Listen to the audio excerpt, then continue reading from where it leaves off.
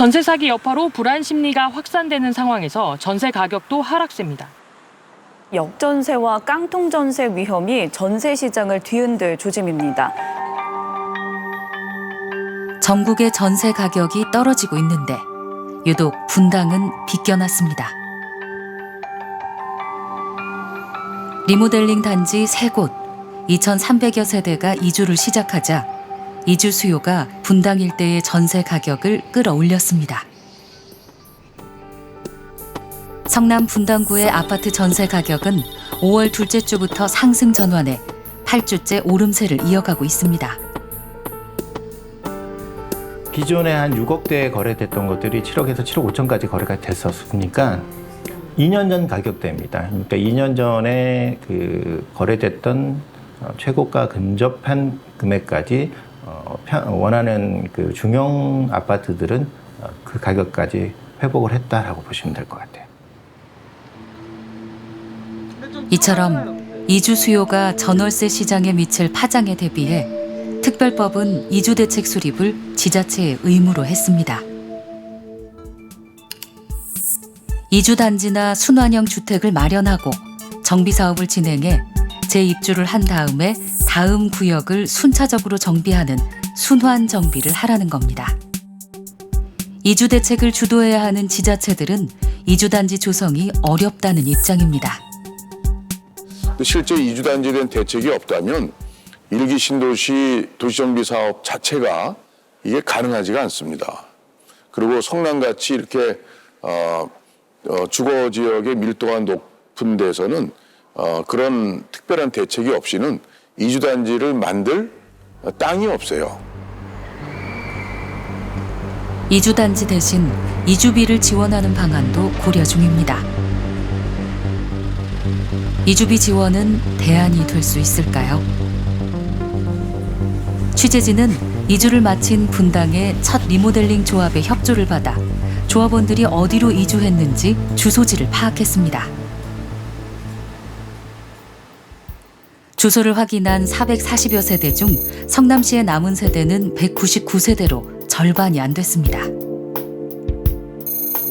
31%는 용인과 수원 등 경기도의 다른 도시로, 19%는 서울로 옮겼습니다.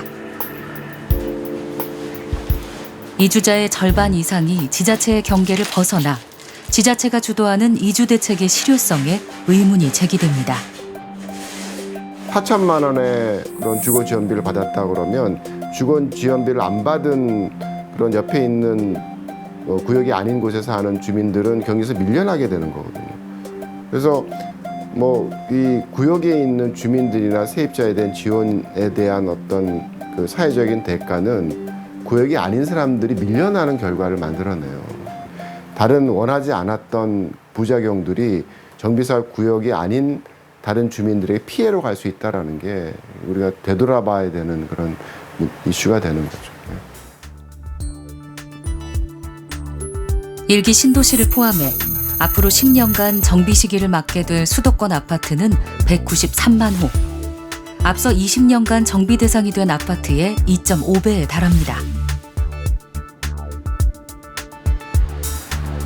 정부와 지자체 모두 이주 분산을 위해 순차적으로 정비해야 한다면서도 단계별 정비 물량과 지자체 간 조율 문제에 대해선 책임을 떠넘기고 있습니다. 정비 기본 방침에서는 그 도시별로 연간 몇 호씩 정비를 해라라고 이제 제한을 하기에는 상당히 좀 부담스럽습니다. 지자체가 이제 그걸 알아서 이제 수치를 정해야 되는데, 다만 국가가 정비 기본 방침을 통해서 그 부동산 시장, 특히 이제 전월세 시장의 안정을 해치지 않는 범위 내에서 어느 정도 물량으로 연간 정비를 해야 되는지 기준은 제시할 예정입니다. 앞으로 20, 30년 동안 일기 신도시발 부동산 투기 붐이 불 수도 있습니다. 이주를 하게 되면서 집은 일시적으로 모자르게 되겠죠. 모자르면 집값은 주택가격이 오르게 되어 있습니다. 그 사이에서 기득권과 투자자들은 수익을 남겨 팔 것이고, 나중에 입주할 시기가 되는 시점에서는 입주 물량이 많아지다 보면 어떻게 될까요? 공동화 현상이 벌어집니다. 수요에. 과연 뒤에서 받쳐주는 사람이 없는데 들어가서 살 사람이 있을까요? 그런 문제도 일어날 가능성도 우리가 한번 생각해 봐야 된다고 생각합니다.